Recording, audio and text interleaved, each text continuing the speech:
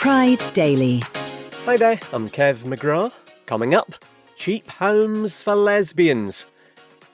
First though, gay Olympian Bruce Mowat reckons coming out helped him get to the top in curling. The 31-year-old has been competing for Team GB at the Winter Games in Milan. They lost to Canada in Saturday's final.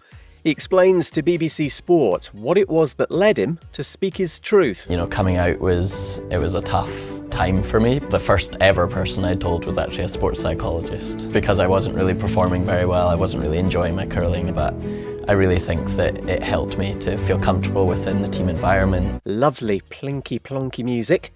Bruce, who's team captain's also been talking about meeting his boyfriend Craig in 2021. He had no idea what curling was. I think he used a chat line of how do I break the ice in his first couple of messages. So I knew from that point that he was pretty goofy and probably a bit of me. For the uninitiated, curling's played on ice, so Craig came out of the traps with a strong pun game. Bruce is gutted at Saturday's loss, but plans to compete at the next Winter Olympics in France. Pride Daily. Next, after a schoolgirl in Ecuador took her own life because of bigoted bullying by another student, the prison sentence handed down has been upheld. Johanna B. was targeted for more than 2 years based on gender stereotypes, so what she wore, having short hair, and taking part in supposedly male activities. One assault at Instituto Nacional Mejia left the 16-year-old unable to walk, and she died in April 2023. Her bully's appeal against his 4-year hate crime detention has been rejected. Pride Daily.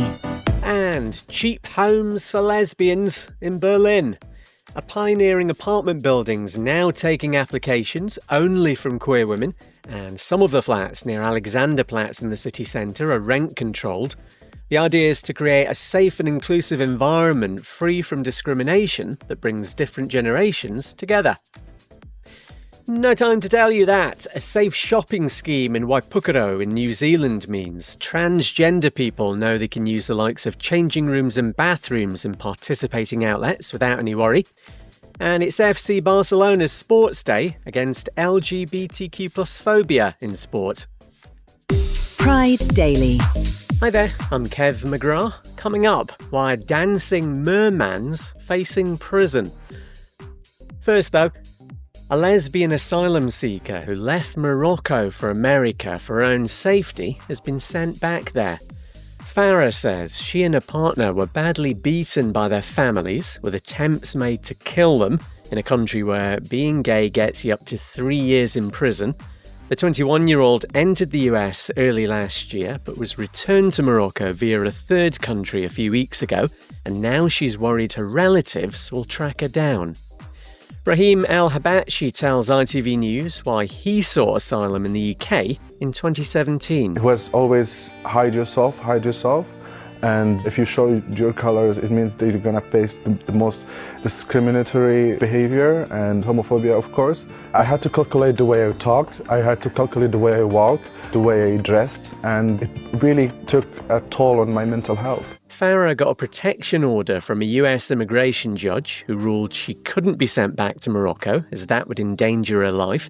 But radical right-wing officials got round that by flying her first to Cameroon, then giving her the choice of returning to her home country. Pride Daily. Next, nearly 10 years after a mass shooting at the Pulse LGBTQ+ nightclub in Florida, work to demolish the site has been given a start date. 49 people were killed at the venue in 2016, with 53 more injured in the worst attack on queer people in America's history. Its demolition will start on March the 18th, while the iconic Pulse signage will be taken down and securely stored the week before. Pride Daily. And a man dancing in a mermaid costume to drum up trade for a drink stall in Malaysia could be jailed for acting like a woman. The Kelantan Islamic Religious Affairs Department started an investigation and interviewed the 24-year-old. It's an offence for a man to pose or behave like a woman and wear female clothes unless it's in private. He now faces up to a year in prison. No time to tell you that the Netherlands has sworn in its first out gay Prime Minister. Rob Yetton's also the youngest person in the role at the age of 38. Queer Family Podcast. If you've ever felt like your family didn't fit the traditional mold, this show is for you. I'm Jamie, host of the Queer Family Podcast. And every week we highlight LGBTQIA+ families and the beautiful, unique ways we build and show up for our families in a world that wasn't designed for us. We celebrate, highlight, uplift, and normalize queer families because our stories deserve center stage. New episodes every Monday. Listen wherever you get your pods. Love is love on the Queer Family Podcast. Love is love. Pride Daily. Hi there, I'm Kev McGrath. Coming up, the Pride of Mumbai. First though, a homophobic radio presenter in South Africa behind a campaign of hate on social media won't be prosecuted.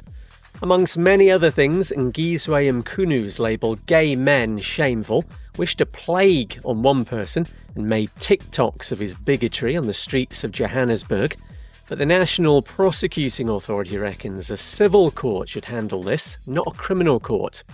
Tabzi Mabizani's a queer activist. You want him to do a public apology, right? And say, yes, I am wrong. He keeps on spreading false narratives, dangerous narratives that put LGBTIQ+ persons in fear, making them not even want to be in the streets. Thanks to SABC News.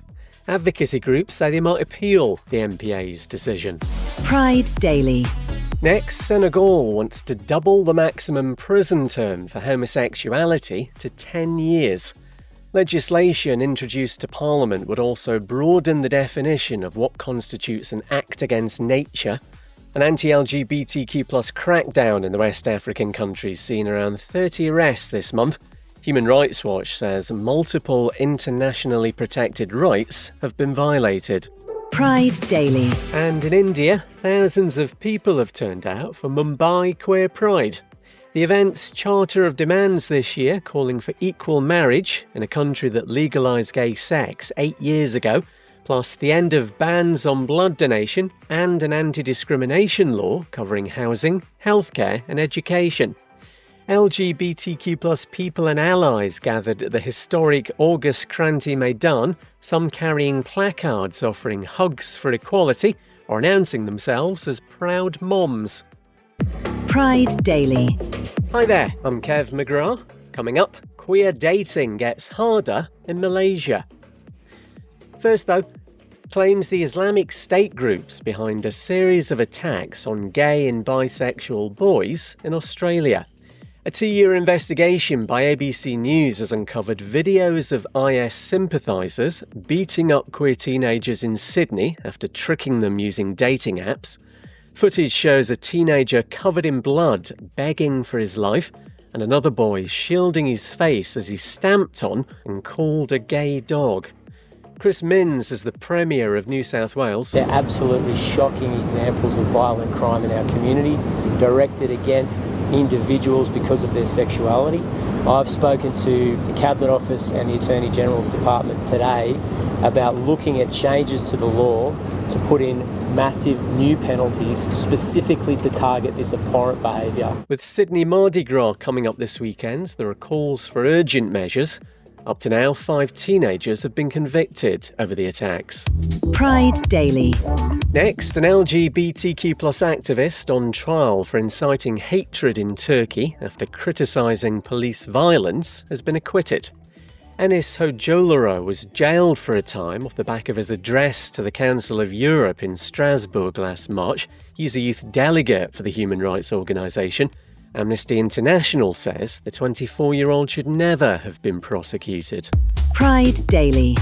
And the websites of queer dating platforms Grindr and HeSay have been blocked in Malaysia. Regulators say they want to make sure the online environment complies with domestic law and prevent lewd or immoral content or child exploitation. They also want to target the mobile app versions, but say that's trickier and might require discussions with Google and Apple. No time to tell you that. It's claimed the bigoted mewlings of Nicki Minaj are being amplified on socials by fake accounts and bots. A disinformation detection firm reckons a third of profiles interacting with the posts aren't real, which they say is exceptionally high. The rapper recently came out as transphobic. Pride Daily. Hi there, I'm Kev McGrath. Coming up, the accidental homophobe. First though, a transgender man's jumped into a freezing lake in America to rescue a baby.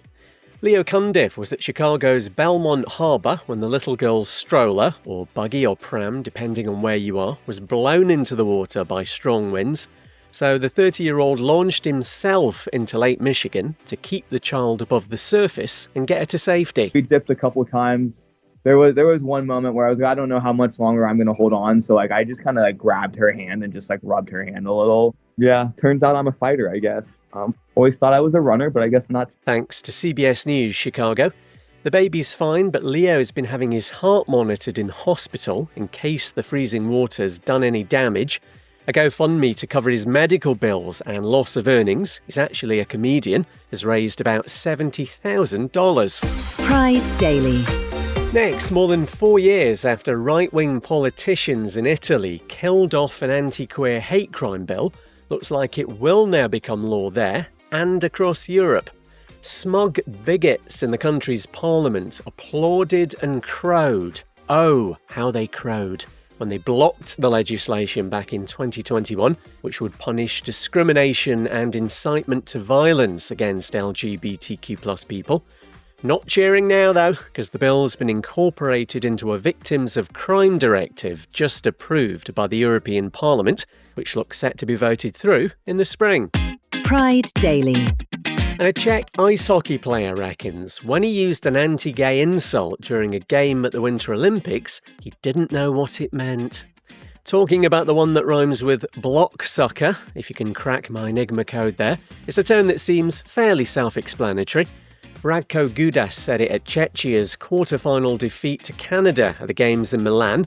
The 35-year-old reckons he was frustrated and didn't mean anything by it. No time to tell you that. It's Purple Friday in Scotland, my homeland, a yearly fundraiser for queer youth services. Tomorrow you've got Pride Parades in Sydney and Cape Town, and Bisexual Health Awareness Month kicks off on Sunday. You can help shape the future of Pride Daily by filling in our survey. A link's in the show notes. What better way to spend your weekend? That's your lot. I'll see you next week.